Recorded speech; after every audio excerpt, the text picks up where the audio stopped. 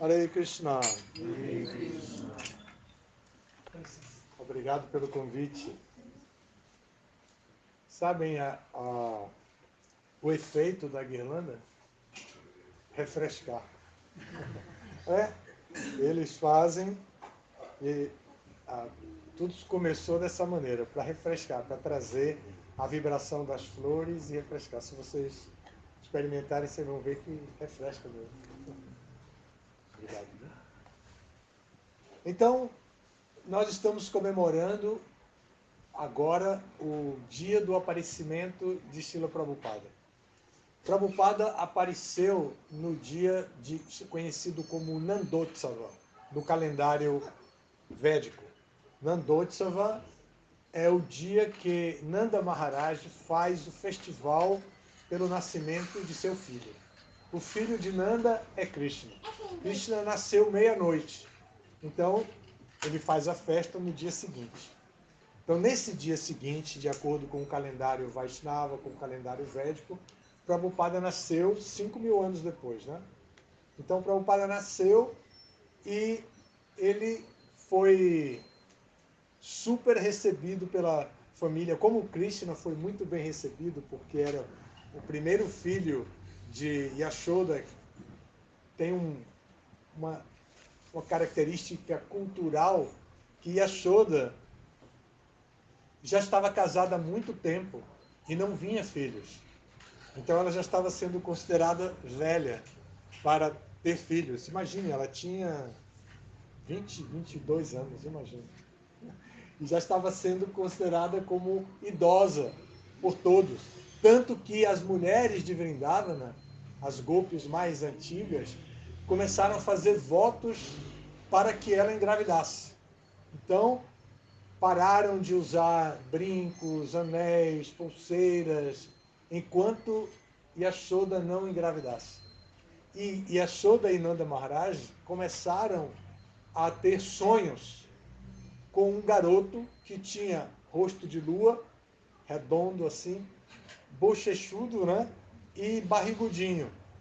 E ela sonhava, e aí ela ia contar para Nanda Maharaj: essa noite eu sonhei com um bebê super lindo, bochechudo, barrigudinho, os braços assim, todo roliço. Aí Nanda Maharaj disse: que interessante, eu também sonhei com um menino assim. E no dia seguinte, que ela sonhava, ela ia e dizia para Nanda Maharaj: eu sonhei. Ele disse: eu também sonhei. Sonhei com o mesmo menino, exatamente com o mesmo menino. Aí Yashoda disse: não, ele tinha uma característica, o corpo dele não era azulado. Aí Nanda Maharaj disse: o meu menino também tem um corpo azulado. E aí começaram a sonhar, o pai e a mãe, e ela não ficava grávida. Até que um dado momento ela engravidou. E aí nasceu essa criança que todas as mulheres começaram a usar de novo todos os ornamentos, né? Anéis e colares e pulseiras, e todo mundo super feliz com a notícia de que Yashoda, que já estava ficando coroa, com 20 anos, estava então grávida. Imagine, né? Porque as meninas casam muito cedo, principalmente nas comunidades agrícolas, assim. Então, que as meninas... E ela não ficava grávida, então agora estava todo mundo feliz, todo mundo trazia presentes para Yashoda, e ela então nem se fala como estava feliz com a vinda de Krishna. Bom, da mesma forma, Prabhupada foi recebido assim na família. Prabhupada é filho de um casal de família Vanik. A família Vanik é de Vaixas, porém de muito refinados, como Brahmanas mesmo. E o pai, mais que Brahmana, mais que qualquer outra coisa, o pai de Prabhupada era um devoto de Radha Govinda. Então ele tinha o cuidado de adorar Radha Govinda, e Prabhupada nasceu e cresceu ouvindo o tilintar do sino, do puja do pai. Então, ele e os irmãos comentavam sobre isso. O pai está adorando a deidade. E Prabhupada começou a se aproximar da deidade, do pai, no serviço da deidade, e também terminou se tornando um devoto de Radha Govinda, né? Como o pai. Mas o pai educou ele para isso, não foi por acaso ou só por observar. O pai o educou assim. O pai ensinou a tocar mridanga, ensinou Prabhupada a tocar mridanga. E quando ele foi crescendo, a mãe dele queria que ele fosse um advogado e que fosse estudar na Inglaterra, porque o país era dominado pelos britânicos, então queria que ele fosse. A mãe trouxe essa ideia, né, de que ele deveria estudar direito na Inglaterra. Mas o pai dele disse: não quero que meu filho se torne, e usou a expressão na época, um caçador de mulheres. Eu não quero isso, eu quero que meu filho seja um devoto, ele vai aprender a tocar mridanga. E foi quem ensinou Prabhupada a tocar mridanga. E depois Prabhupada ensinou aos seus discípulos, e os discípulos ensinaram aos seus outros discípulos, e até hoje tem quem sabe tocar mridanga, que aprendeu em casa, né? Ou nos templos de Prabhupada. Tem um devoto que é filho de devoto e foi para a Índia, e ele disse: eu quero ir para aprender a tocar mridanga. Ele disse: mas você não já sabe tocar? Não, Maharaj, é porque o senhor não sabe, então o senhor pensa que eu sei. Mas eu vou para a Índia aprender a tocar mridanga. Aí ele disse, ele terminou indo. Quando foi em Mayapur, ele procurou o melhor professor de lá, como os alunos, os devotos conhecem, né? Aí o professor disse para ele: não, você já sabe tudo que eu poderia lhe ensinar. Você não precisa aprender com ninguém. Ele disse: Maharaj, quando ele disse aquilo, eu só lembrava do senhor. E o senhor dizia que eu já sabia tocar. É o Lakshmana. Conhece o Lakshmana de São Paulo, né? O pessoal que anda por São Paulo conhece. E era um filho de devoto e metido mesmo. O ombro dele acompanha todo o movimento assim, da mridanga. E eu dizia: você já sabe tocar. Então ele foi lá e aprendeu, mas ele aprendeu com os devotos no templo. Então, e esses devotos, por tradição, aprenderam com Prabhupada. E Prabhupada toca a mridanga de uma maneira específica, de quem também aprendeu por devoção, não por profissional. Então, Prabhupada tem os toques muito simples. Prabhupada não tem os toques mais sofisticados de hoje em dia, dos bhajans de hoje em dia. Mas ele toca a Madhu Mridanga, né? A mridanga muito doce. Então, quando Prabhupada chegou nos Estados Unidos, no Ocidente, mandado por Bhaktisiddhanta Saraswati, Prabhupada se preocupou em cuidar dos devotos, em cuidar que os devotos aprendessem a filosofia da consciência de Krishna, aprendessem a praticar a consciência de Krishna e pudessem evoluir, avançar, até desenvolver Krishna Prema Bhakti. Então, Prabhupada cuidou dos devotos meticulosamente. E um dos cuidados era apresentar-se para os devotos como o mestre espiritual que Krishna fala no Bhagavad Gita, que tem que procurar um mestre espiritual. Que todos os devotos devem se aproximar de um mestre espiritual e ouvir dele submissamente, prestando serviço. Então, Prabhupada tinha que ensinar isso, ele estava sozinho, que não é tão simples você ensinar para alguém e dizer: você tem que me servir, você tem que me aceitar como mestre espiritual. Mas Prabhupada resolveu fazer isso sem maiores cerimônias, não é? Sem timidez, porque ele sabia que ele, como um servo de Bhaktisiddhanta, tinha que passar adiante o conhecimento. Bom, quando os devotos foram ser iniciados, precisavam cantar os seus pranamas. E Prabhupada tinha que ensinar para eles exatamente isso, que são aqui. Imagine: Namo Vishnu Padaya Krishna Presthaya Bhutale Srimate Bhaktivedanta Swami Iti Namine. E significa: ofereço minhas respeitosas reverências à sua divina graça, a Sri Bhaktivedanta Swami Prabhupada, que é muito querido pelo Senhor Krishna, pois se refugiou em seus pés de lótus. Então, Prabhupada tinha que dar esse mantra para os devotos. Esse mantra é tradicional. Esse mantra vem da tradição. Todos os acharyas têm esse mesmo mantra, só muda o nome do mestre espiritual. Então, Namam Vishnupadaya Krishna Prestaya Bhutale Srimate, entra o nome do mestre espiritual. E todo mestre espiritual fidedigno que aceita o compromisso de iniciar discípulos é muito querido por Krishna. E por que ele é muito querido por Krishna? Porque ele se refugiou aos pés de lótus de Krishna. Então esse é menos complicado, porque é tradicional. Era menos complicado para Prabhupada para dar para os discípulos. Mas também tem uma tradição que se faz uma adequação com um segundo mantra para qualificar aquele seguidor do mestre espiritual original na sucessão com alguma virtude específica dele. Então, quem ia fazer isso? Quem dos primeiros devotos ia fazer isso? Todos eles podiam dizer: Prabhupada é muito bondoso, Prabhupada é muito erudito, Prabhupada é muito paciente, Prabhupada é muito fiel a Bhaktisiddhanta. Mas quem iria realmente compor em sânscrito um mantra? Então, Prabhupada resolveu ele próprio compor o seu mantra. E ele compôs esse segundo mantra. Namaste Saraswati Deve Gauravani Pracharine Nirvishesha Sunyavadi Paschatya Deshatarine. Esse mantra tem tudo a ver com Prabhupada, a sua origem e com a sua missão. Então, olhem só. Dirigimos a ti nossas respeitosas reverências. Namaste Saraswati Devi. Ó mestre espiritual, servo de Sarasvati Goswami.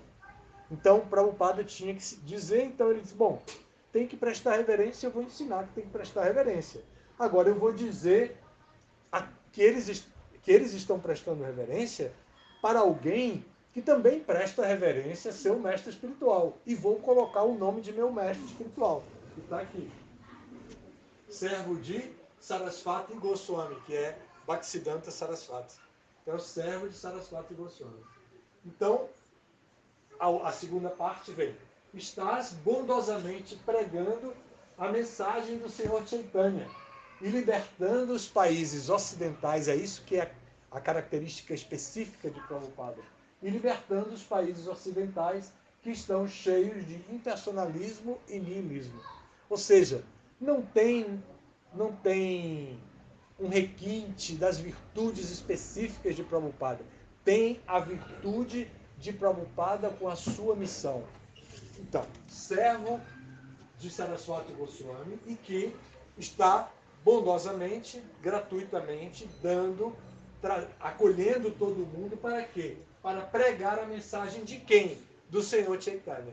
Então, Prabhupada está mostrando, apenas revelando o que ele já estava fazendo. Está pregando a mensagem do Senhor Chaitanya Deva.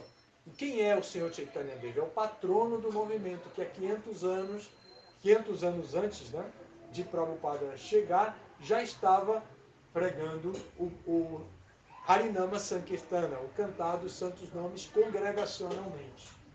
E agora, qual é a característica específica de Prabhupada? A característica específica de Prabhupada não é uma virtude, mas é a obediência a Sarasvati Goswami, Bhaktisiddhanta Sarasvati, de estar nos países ocidentais. Porque um devoto qualificado, um brahmana, não sai da Índia. É uma tradição, eles não saem da Índia. A Índia tem os seus lugares sagrados e eles ficam no Dhamma sagrado. Eles não saem. Então, Prabhupada saiu. Então, Prabhupada saiu para bondosamente distribuir o conhecimento espiritual. Esse conhecimento que resiste há 45 anos, desde que Prabhupada deixou o planeta. Bem ou mal, pouco ou muito, se formos comparar com outras religiões, vamos ver que as outras religiões que começaram na mesma época têm milhares de templos numa cidade como esta, João Pessoa. Mas, ao mesmo tempo, vamos ver que, miraculosamente, alguém estabelece um restaurante, como em João Pessoa, estabelece um restaurante, oferece toda a comida que vai ser distribuída para as pessoas a Prabhupada, e no cantinho do restaurante ele faz uma sala específica para Prabhupada e põe. Então Prabhupada veio aqui, está aqui, espalhando o cantar dos santos nomes para todos os pessoenses. Chama pessoense, né? Todos aqueles que são de João Pessoa, ou que moram em João Pessoa, que vêm para João Pessoa. Então, essa é a grande maravilha do trabalho de Prabhupada, que é representado por essa parte Nirvishesha Sunyavadi Paschatya Desha Tarine. Paschatya deixa os países ocidentais, lugares ocidentais, a parte oriental. Então ele está libertando os países ocidentais que estão cheios de niilismo e de impersonalismo. Nirvishesha Sunyavadi. Então Prabhupada é essa pessoa. Então ele diz nesse mantra, sem timidez, por quê? Porque ele está dizendo, o que eu vim fazer foi isso. Então o que pode descrever a mim mesmo, que se vocês vão prestar reverência para um mestre espiritual que vocês estão aceitando, saibam que o que eu me defino a mim mesmo dessa maneira. Então o que eu vim fazer é isso. E depois que todo mundo foi aceitando, gradualmente foi aceitando, então Prabhupada foi dizendo, eu dependo de vocês. Eu não posso fazer nada sozinho. Eu dependo de vocês. Eu vim para aqui para procurar vocês. E vocês, eu preciso que vocês me ajudem a espalhar os santos nomes, a imprimir os livros, a distribuir os livros, etc. Então, eu dependo de vocês. Isso era o que Prabhupada dizia para eles. Depois de se apresentar, todo mundo já dizia isso, todo mundo já prestava reverência Namo Vishnupadaya e depois Namaste Saraswati Devi, como até hoje fazemos, não é? Então, mesmo os devotos que chegam, os bhaktas novos, antes que eles escolham um mestre espiritual, eles aprendem o mantra de Prabhupada. Por quê? Porque Prabhupada é um mestre espiritual no movimento Hare Krishna da categoria Siksha. Siksha significa que é o que dá a instrução. Mesmo que ele não inicie, ele dá a instrução. Então ele é o Siksha Guru de todos, mesmo os mais novos, que já estão aceitando discípulos de Prabhupada como mestres, e que já estão aceitando discípulos dos discípulos de Prabhupada, que já estamos entrando na quinta geração, já chegamos até a quarta, já vamos chegar na quinta geração.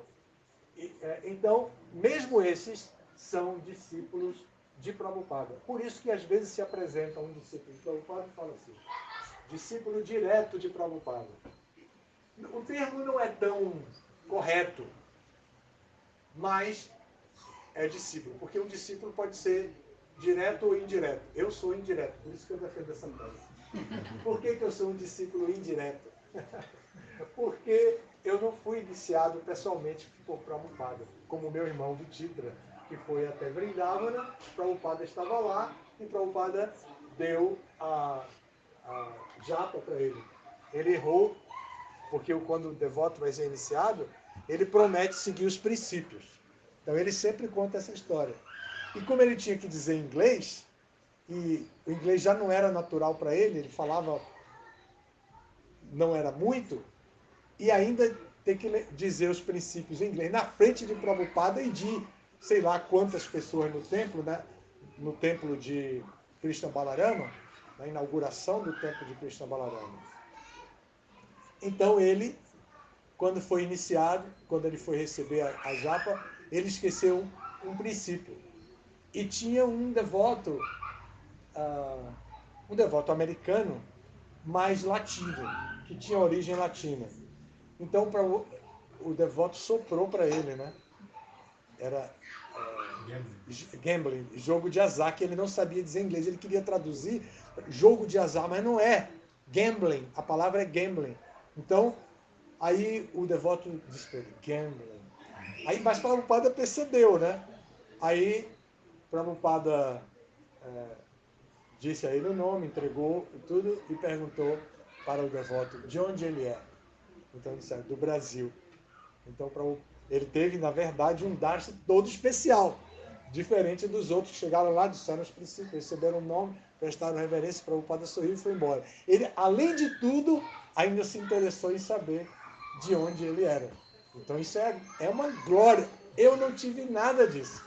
Então, ele é um discípulo direto, que recebeu a japa, pá, na mão. Mas eu não recebi assim. Meu percurso é outro, sou mais lento, sei lá, penso muito mais nas consequências das coisas, talvez. Já trouxe isso no meu signo, na minha natureza, no meu karma e ainda na minha educação de filho mais velho. Então, tem certas coisas. Então, quando o Prabhupada chegou na Venezuela, Lokachaksy me escreveu avisando. Imagine, eu tinha me formado, fiz um concurso para uma residência em odontologia, que era a única do Brasil na época. Então eu me formei, passei no concurso e fui para lá, né? Então, que era em Brasília. Então eu estava como que satisfeitíssimo, e para não dizer orgulhoso, de estar fazendo um curso em cirurgia bucomaxilo, que era único no Brasil em termos de residência. Então eu já fui ganhando bolsa, toda aquela história. Então eu estava. Aí Lokachaksy me mandou uma carta dizendo: Prabhupada vai chegar na Venezuela. Está chegando na Venezuela. Muitos devotos estão indo. E eu tinha vendido uma moto, só não tinha vendido ainda o capacete, que era todo cheio de frescura. Então, mas eu tinha vendido uma moto, eu tinha o dinheiro ali. Aí eu pensei, não, ele vai vir no Brasil. Porque Lokachaksy mesmo disse, depois da Venezuela, ele vem no Brasil. Mas muitos devotos já foram para a Venezuela para encontrar com o Prabhupada lá. Aí eu disse, eu vou esperar que ele venha ao Brasil. Só que ele ficou doente na Venezuela. E de lá ele voltou para Miami e nunca mais veio na América Latina. Lokachaksy foi? Não, não foi. Lokachaksy teve mesmo senso de responsabilidade assim, ficou também. Mas alguns foram. Chaturmurti foi, e outros, muitos devotos argentinos foram. O templo da Argentina já tinha fechado, a ditadura militar fechou o templo da Argentina, muitos tinham vindo para cá, outros tinham ido por todo o Chile, para todos os outros países da América do Sul e também da América Central, até da América do Norte, no caso do México, e Prabhupada, e alguns foram para a Venezuela. Bom, é isso. Então, direto e indireto significa isso, apenas. Mas, assim, quem não é um discípulo direto não perde as instruções do mestre espiritual. Ele perde a oportunidade de trazer uma água para o mestre espiritual e trazer um coco, como é o caso de meu irmão de novo, Vititra, que perguntaram a ele, consegue um coco para mim, padre, que é um coco. E ele olhou o coqueiro, o coco lá em cima, isso na Índia. Ele conseguiu o coco e trouxe o coco para o bar. Então, os devotos que se aproximam têm mais chance. Tem uma devota brasileira, Brahmacharini. Brahmacharini é a devota solteira, que não está casada ainda. Então, ela estava no templo de Los Angeles e todo mundo fez uma fila para chegar perto de Prabhupada, prestar reverência, oferecer uma flor, e Prabhupada pegava de uma bandeja um biscoitinho e dava na mão do devoto, né, ou da devota. Então, como já tinha muita gente naquele festival, o presidente disse assim, vamos fazer assim, só as devotas com filho entram aqui. E ela, brasileira, nunca tinha se aproximado de Prabhupada visitando Los Angeles, ela não teve dúvida. Ela se aproximou de uma outra devota, que tinha um filho, e disse assim: empresta seu filho. E a devota emprestou. E ela foi para a fila, coisa de brasileiro, né? Foi para a fila com o bebê e o presidente mandou ela passar. E ela foi, prestou reverência e o menino ganhou o biscoito. 2 vezes, com a mãe verdadeira e com a mãe emprestada ali, né? Ela contou essa história. Então os devotos faziam qualquer coisa para chegar perto de Prabhupada, né? Qualquer coisa. Tem muitas histórias super interessantes. Hoje eu vi um passatempo de Prabhupada que um devoto indiano contou, e ele conta se referindo a Prabhupada sendo entrevistado por uma jornalista americana. Eu não conhecia esse passatempo, mas ele contou, deve ser genuíno. Disse que num darshan, uma jornalista bastante favorável pergunta a Prabhupada: o que o senhor veio fazer aqui? Não, alguém perguntou, olha, completo, agora eu lembrei completo. Um devoto perguntou: Prabhupada, por que o senhor não veio antes? Assim, às vezes os devotos dizem assim: poxa, eu podia ter conhecido mais novo e tal. Prabhupada, por que o senhor não veio antes? Aí ele olhou e disse: eu estava esperando que você nascesse. Eu estava esperando que você nascesse, né? Porque aí todo mundo fez isso, todo mundo caiu na risada, assim, todo mundo deu gargalhada mesmo. E a jornalista disse: Prabhupada, quando o senhor tem templo, tem altar, tem tudo isso aqui, todas essas pessoas, recebe as pessoas, de onde vem esse dinheiro? Aí ele disse: da Suprema Pessoa. Aí ela não captou, né, a história. Aí ela disse: sim, mas o dinheiro vem de onde? Aí ele disse: Krishna. Ela disse: mas quem paga as contas? Krishna. E Prabhupada foi ficando assim forte, dizendo Krishna, repetindo Krishna, Krishna. Mas a moça era favorável, ela não se apavorou com Prabhupada firme, dizendo assim. Aí ela virou para um sannyasi que estava do lado dela, que era Rameshwara Maharaj, e falou: mas de onde vem o dinheiro? Aí o devoto olhou para Prabhupada, aí olhou para ela e fez Krishna. O próprio devoto disse também, e a moça ficou quieta, né? Depois disso ela ficou quieta. Bom, eu acho que tem alguma coisa aqui com Krishna mesmo. Aí, bom,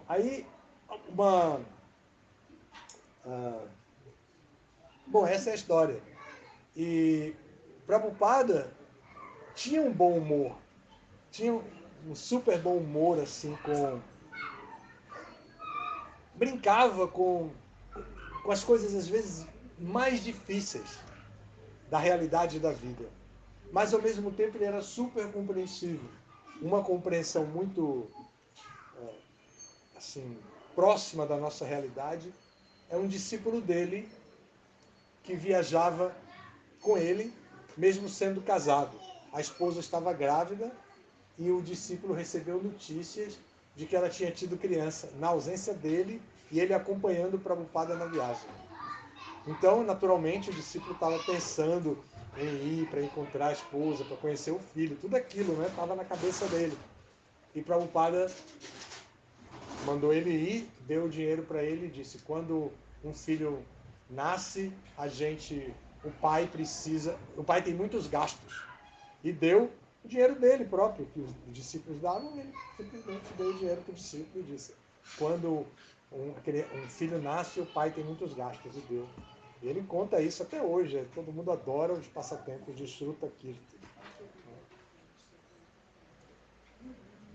É isso, Prabhupada é essa pessoa que não precisou ter vergonha, timidez ao vir aqui, porque ele sabia que a missão dele era muito importante. Outra coisa que eu adoro, outro passatempo que eu adoro, que mostra, que são coisas que eu jamais seria capaz de fazer, quase tudo de Prabhupada eu seria incapaz de fazer, mas essa precisa ser muito corajoso. Prabhupada foi dar uma palestra dentro de um evento. Então, Prabhupada estava esperando que outras pessoas falassem para chegar a sua vez. Ele sentou na audiência. Chaitanya conhece, porque todo mundo que me conhece essa história, que eu conto muito.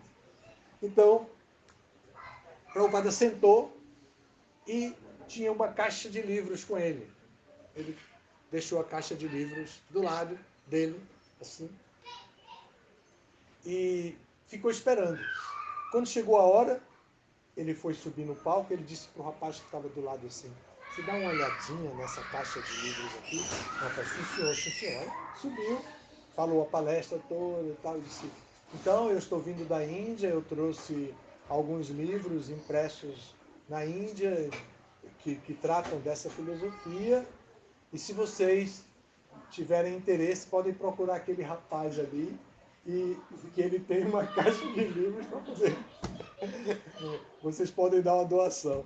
Imagine, o rapaz só estava olhando a caixa e Prabhupada já envolveu no serviço, e o serviço mais elevado que é realmente pregar, distribuir os livros. E como já que estamos falando desse assunto, e para concluir em poucos minutos mais, então Prabhupada investiu toda a sua energia na produção de livros. Até os momentos finais, Prabhupada deitado na cama, no leito do Samadhi, ou no leito da morte, assim, Prabhupada estava traduzindo os livros, traduzindo o Srimad Bhagavatam especificamente. Então, ele investiu toda a sua energia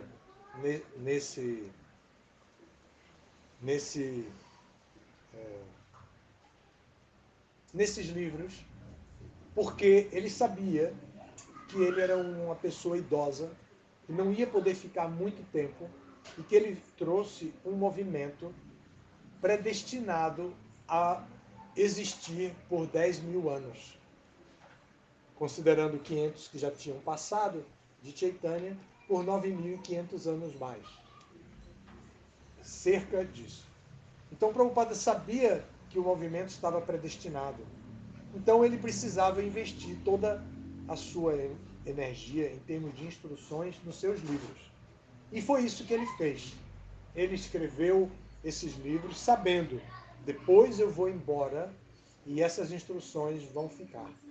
Então, quando nós pegarmos um livro de Prabhupada para ler, devemos ver no significado de Prabhupada que aquele significado foi escrito para nós. Prabhupada pensava em nós, que vamos chegar 20 anos depois que ele partisse, 30 anos agora, 45 anos depois que ele partiu, 100 anos, 200 anos depois. Então, ele escreveu para nós.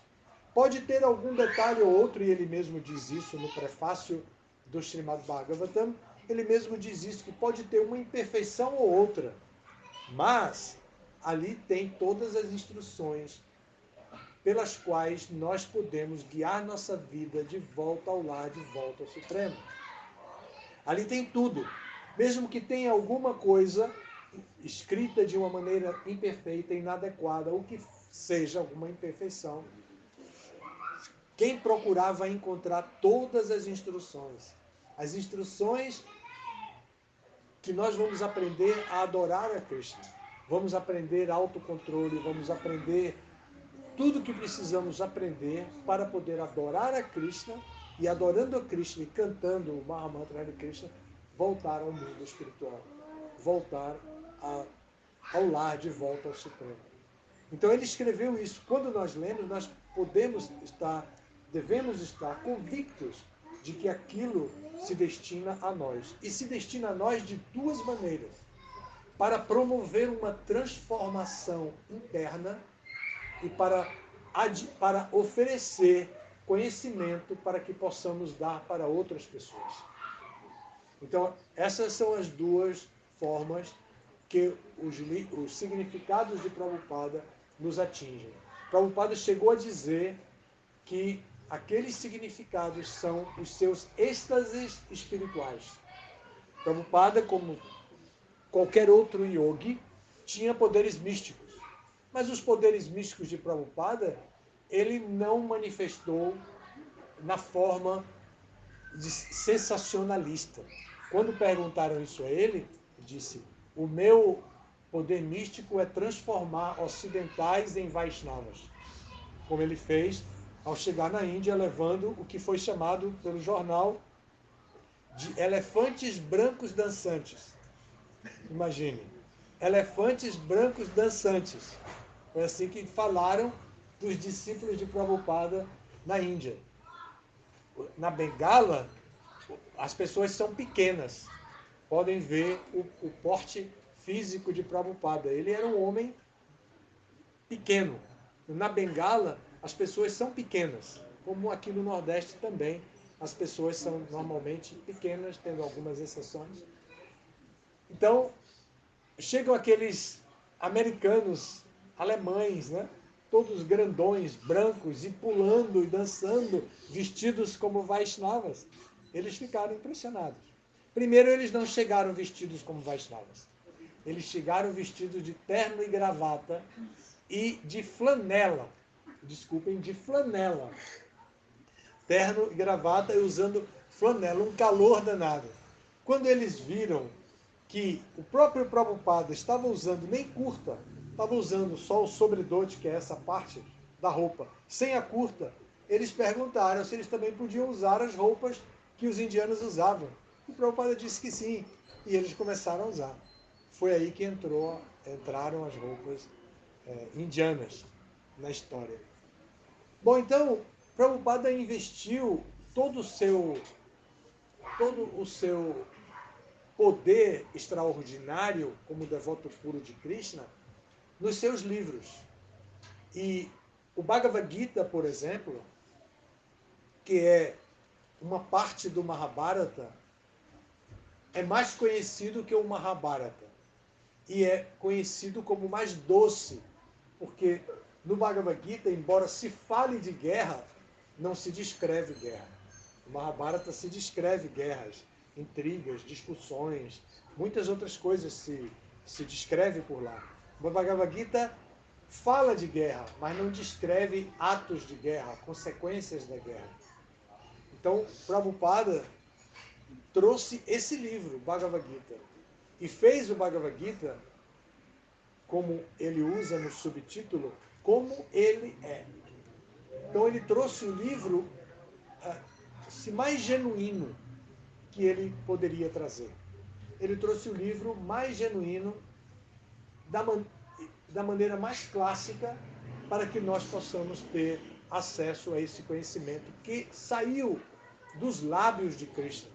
Olhe que maravilha! Imagine hoje, quando nós ouvimos uma música cantada, vou dizer porque os óculos de Ivaldo me inspiram. Eu vou dizer John Lennon, por exemplo.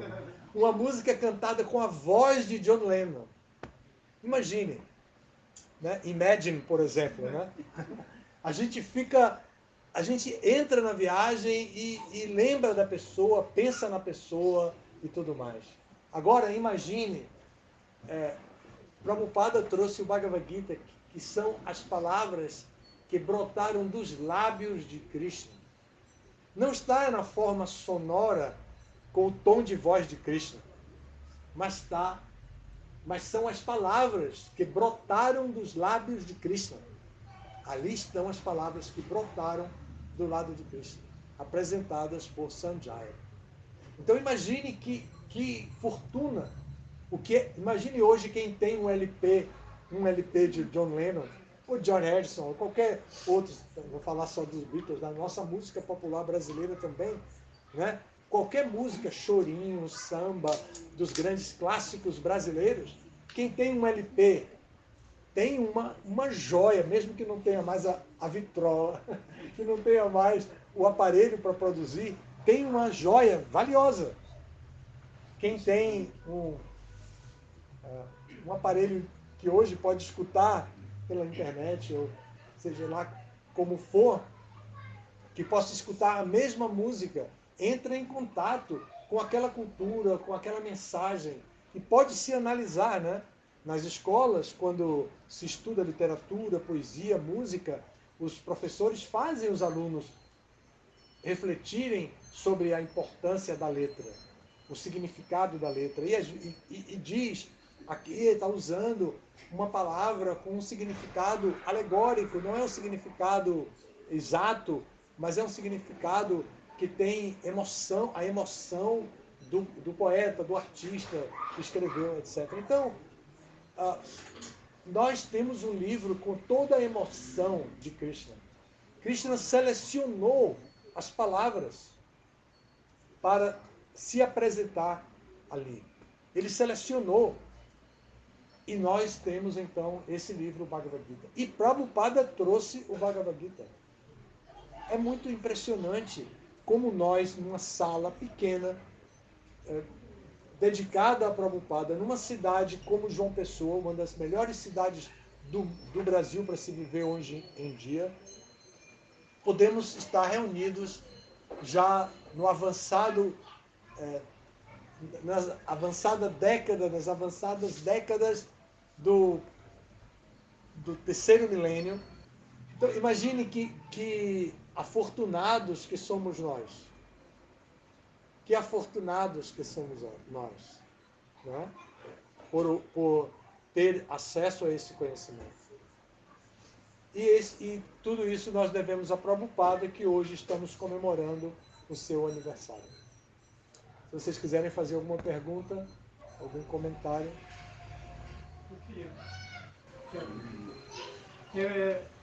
Não é nada filosófico, assim, mas é que uma vez eu vi uns devotos, numa conversa entre devotos, os devotos comentando assim sobre o fato de que é muito comum os devotos chamarem o mestre espiritual de pai.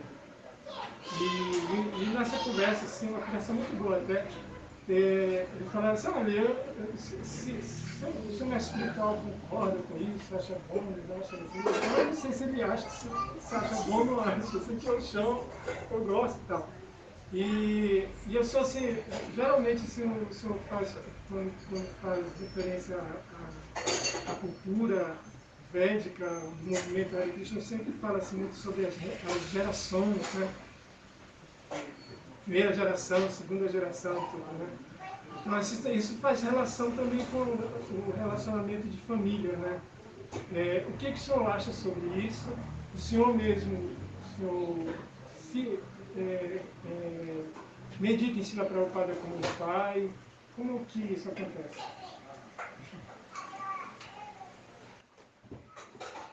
O pai nos ensina as principais coisas e no início da nossa vida o pai nos ensina tudo, como a mãe, né?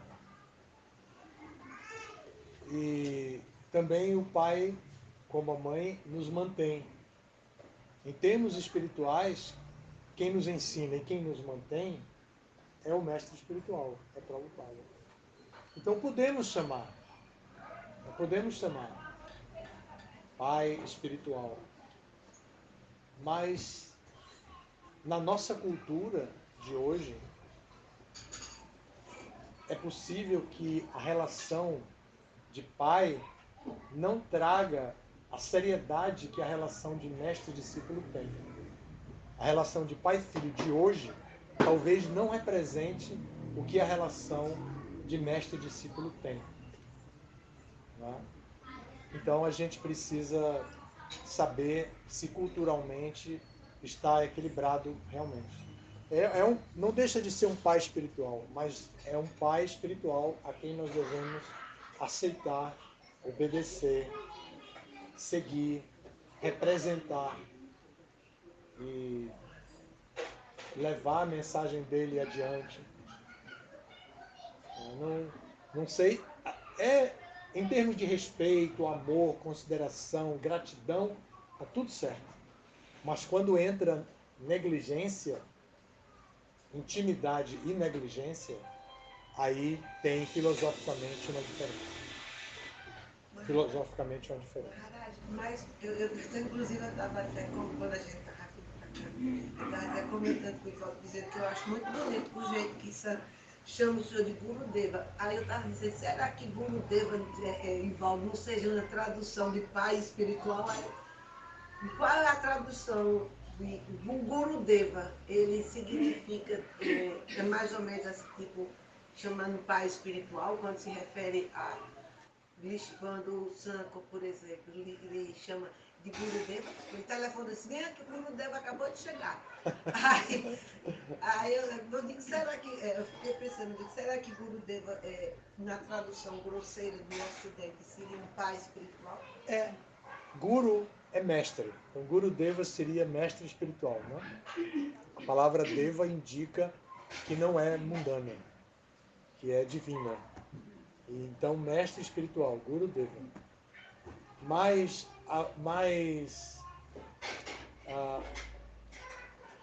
não é uma tradução literal, mas é uma tradução que tem significado. É um significado. O mestre espiritual é um pai espiritual. Ele chama meus filhos. Para o português, nós tivemos uma dificuldade com o Prabhupada, porque filho, de um modo geral, em inglês, também se usa como child, criança, né? Children, filhos. Então, às vezes, Prabhupada se referiu a seus filhos assim, e às vezes foi traduzido como rapazes, moças, crianças, o que for. Mas Prabhupada aceitava, sim. Viu? Você perguntou sobre mim. Mas Prabhupada aceitava que a referência de pai espiritual. E ele mesmo dizia meus filhos e minhas filhas. Muitas vezes ele disse isso. Eu falei isso até porque nessa conversa eu fiquei meio assim, neutro, né? Porque eu evito, sinceramente eu evito, assim, eu acho que penso um pouco como o senhor explicou, assim, que essa coisa da intimidade, de que tem uma confusão, né, de uma relação com outra, assim, às vezes a gente espera, nesse mundo que a gente está agora, a gente espera assim, de um pai uma coisa que não é bem o que a gente almeja, o que o mestre espiritual tem para nos dar. A única coisa que o mestre espiritual tem para nos dar é conhecimento transcendental. E o pai também tem um tipo de conhecimento que ele nos dá, né? Nos orienta em tudo. Às vezes com muitos detalhes até. Né? Então, não há nenhuma inconveniência de considerar como mestre, como pai espiritual. Mas o detalhe espiritual faz um pouquinho de diferença. Não é um simples pai, é pai espiritual. Tá bom? Mas aí, assim, né, existe de fato isso de que Srila Prabhupada é nosso avô espiritual, que Srila Bhaktisiddhanta é o bisavô. Assim. Por gerações se fala assim também. Correto, né? É? Obrigado. E pelo cristianismo também nós temos um pouco de apego a essa compreensão de Jesus como Filho de Deus e nós sendo vistos Deus como Pai eterno. Então nós temos isso, então não há nenhuma inconveniência no nível espiritual. Agora eu trouxe a pergunta também por conta de que eu acho que a gente precisa ter certos esclarecimentos assim, de forma mais detalhada, né? Assim, porque como surgiu uma conversa entre devotos, né? E ficou opiniões diferentes, né? Assim, acho que a gente precisa conversar, porque é por isso que podem nos posicionar melhor em relação a isso. Né? Agora, eu também acho que, por um lado, também eu vejo como um pai. Mas é isso mesmo, está explicado. Né? Obrigado. Sim. Ça vient être un énorme scandale quand Prabhupada il a placé ce principe incroyable des brahmanes et il est parti aux États-Unis, ça avait fait un scandale dans le milieu brahmanique en Inde. Quando o Prabhupada ele quebrou essa regra, tipo, que ele deixou a Índia e dentro do Ocidente, né, o Brahmana Vaishnava, deve ter sido um grande escândalo na comunidade brahmana. Verdade. Um grande escândalo. Ils ont dû le montrer du doigt. J'imagine, ça devait être très très dur. Et Falaram, il a pris cette responsabilité de partir aux États-Unis chez les Mlepcha, les mangeurs de chiens. a responsabilidade é... Fazer isso, né? É. Sim. Ele foi bem cuidadoso. Sabe o que disseram para ele? Uma devota publicou um livro de uma pesquisa que ela fez com os contemporâneos de Prabhupada de Vrindavana. Que antes de vir, Prabhupada era reconhecido como um santo, não como a gente entende, distante. Um santo, sannyasi, que morava num templo e todo dia fazia um percurso, caminhando, visitando alguns templos. Então ele era muito conceituado. Então, uma vez, uma devota escreveu um livro, o nome dela é Mula Prakriti. Ela escreveu esse livro dizendo, publicando a entrevista que ela teve com todas essas pessoas. E ela disse que uma pessoa de Vrindavana, um brahmana de Vrindavana desses, disse para Prabhupada: o que você vai fazer lá? Lá eles só comem carne. Lá eles são depravados sexualmente e tal. Falou um monte de coisa, né? Você vai ser obrigado a comer carne. Aí Prabhupada disse: se eles só comem carne e for necessário, eu até vou permitir que meus discípulos comam carne. Imagine, ele não ia comer, evidentemente. Tem muita saída para isso, né? É só não comer mesmo. Mas ele disse, se for necessário, eu vou permitir até que os meus discípulos comam. Isso está no livro dessa devota. E tem uma informação de uma pessoa de Vrindavana. Não é o mesmo grau de fidelidade que nós temos quando entrevistamos um discípulo de Prabhupada comprometido com a divulgação do movimento, como tantos escreveram, Satswarupa, Mukunda Goswami e tantos outros devotos e devotas escreveram relacionamentos com Prabhupada. Mas tem essa informação de que Prabhupada disse isso. E conhecendo Prabhupada, embora ele nunca tenha chegado perto disso entre nós, conhecendo Prabhupada pode ter dito isso mesmo. Porque ele estava tão determinado a obedecer Bhaktisiddhanta.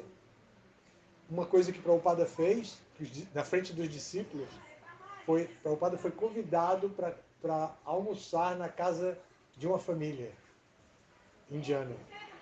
E Prabhupada foi os discípulos também. Então, Prabhupada estava sentado à mesa e os discípulos estavam, talvez sentados na mesma mesa ou em algum outro lugar, mas eles logo perceberam que no prato tinha cebola. E eles não comem cebola, né? Nós não comemos normalmente por tradição. Então, os devotos esperando para ver o que Prabhupada ia fazer com a cebola. E eles disseram, até de uma maneira bem engraçada, que Prabhupada pegava e fazia assim, jogava para o canto do prato os pedacinhos de cebola. Ele ia comendo, quando aparecia um pedaço de cebola, ele jogava, que nem nossa mãe dizia para a gente fazer. Eu não gosto de coentro, deixa no canto do prato. Pelo menos na minha casa era assim, né? Tinha que comer tudo, mas uma coisa assim tinha exceção. Deixa no canto do prato. Então, Prabhupada simplesmente colocava. Aí os devotos foram fazendo a mesma coisa, comendo e colocando a cebola no canto do prato. Então, para pregar, para trazer a joia preciosa do Mahamantra Hare Krishna, convencer alguém, dedique sua vida a cantar o Mahamantra Hare Krishna, pelo menos algum momento do dia,